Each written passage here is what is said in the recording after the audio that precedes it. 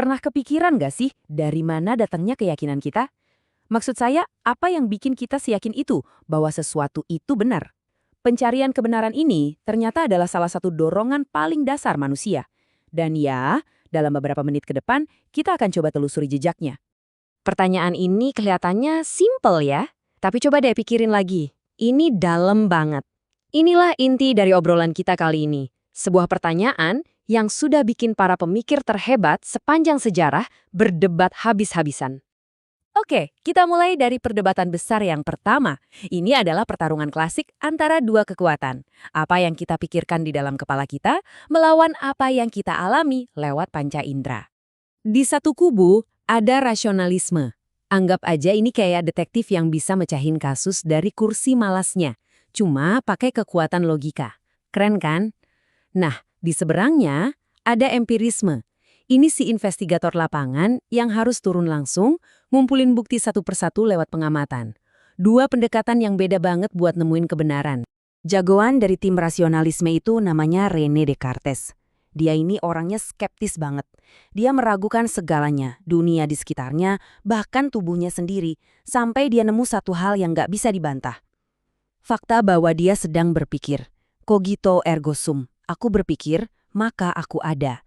Dari satu titik kebenaran inilah dia membangun seluruh pengetahuannya. Akal jadi fondasi utamanya. Tapi dari kubu empirisme, John Locke punya jawaban yang beda banget.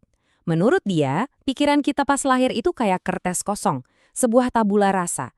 Semua pengetahuan kita, semua ide-ide kita, itu ditulis di atas kertas kosong tadi oleh tinta pengalaman. Tanpa pengalaman indrabi, pikiran kita ya kosong melompong. Nah, jadi kita punya dua kutub yang saling berlawanan. Pikiran lawan indera. Tapi persis kayak magnet, pertentangan ini justru menciptakan daya tarik. Gimana kalau keduanya nggak harus berantem?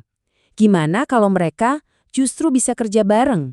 Dan solusi jeniusnya ada di sini, metode ilmiah. Coba perhatikan alurnya. Kita mulai dari sisi rasionalis, kita merumuskan masalah dan bikin hipotesis pakai akal. Lalu kita pindah ke sisi empiris, kita uji hipotesis itu pakai observasi dan data. Ini adalah perkawinan yang sempurna antara akal dan pengalaman. Dan inilah yang jadi tulang punggung sains modern.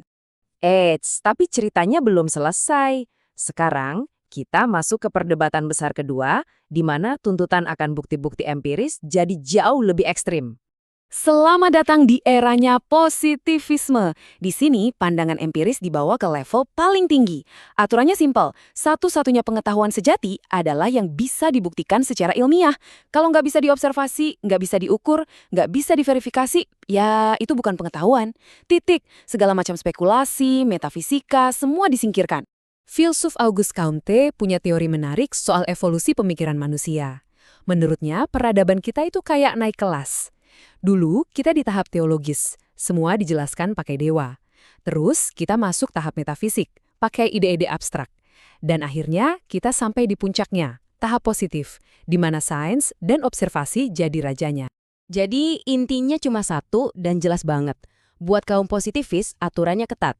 Nggak bisa diukur, ya berarti bukan pengetahuan. Pandangan inilah yang jadi prinsip dasar banyak banget cabang ilmu pengetahuan modern yang kita kenal sekarang. Ternyata, pertarungan antara akal dan bukti ini nggak cuma terjadi di Eropa. Yuk kita geser sedikit ke dunia dan waktu yang berbeda, tapi dengan pertanyaan mendasar yang mirip.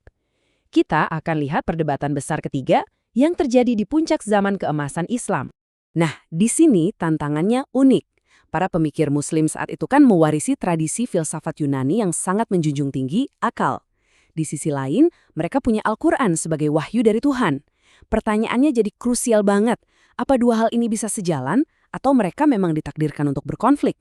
Disinilah Ibnu Rushd, yang di Barat dikenal sebagai Averroes, datang dengan sebuah solusi yang luar biasa elegan. Baginya, akal dan wahyu itu bukan musuh. Dia melihat keduanya sebagai saudara sekandung.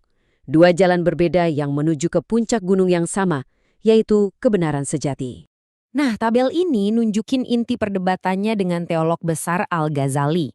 Coba kita lihat baris kedua, soal pengetahuan Tuhan.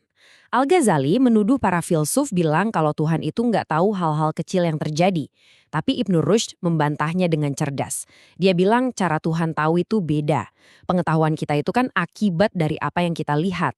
Tapi pengetahuan Tuhan itu adalah penyebab dari segala sesuatu. Tuhan tahu karena dialah yang menciptakan. Cerdas banget kan? Jadi gimana caranya Ibn Rushd mendamaikan keduanya? Kuncinya ada di satu kata, takwil atau interpretasi. Idenya begini, kalau akal sehat kita sepertinya bertentangan dengan makna harfiah dari teks suci, kita nggak boleh buang akal kita. Justru, kita harus cari makna simbolis yang lebih dalam dari teks itu. Inilah jembatan yang dia bangun untuk menghubungkan iman dan nalar. Oke, setelah kita jalan-jalan ke 3 perdebatan besar yang membentuk cara kita berpikir, apa sih yang bisa kita ambil? Ternyata semuanya adalah bagian dari pencarian manusia yang sama untuk memahami apa itu kebenaran. Kita udah lihat setidaknya ada 4 jalan utama. Lewat pikiran, pakai kekuatan logika murni, lewat indera dengan mengamati dunia sekitar kita, lewat data yang menuntut fakta-fakta terukur, dan lewat teks dengan usaha menyelaraskan akal dan wahyu. Masing-masing jalan ini menawarkan perspektif yang sangat berharga. Dan jangan salah ya, ini bukan sekedar pelajaran sejarah. Metode ilmiah yang kita pakai setiap hari di lab itu adalah hasil perkawinan, rasionalisme, dan empirisme. Dialog antara sains dan agama juga masih terus berlanjut dan seringkali pakai argumen-argumen yang pertama kali dicetuskan oleh Ibnu Rushd.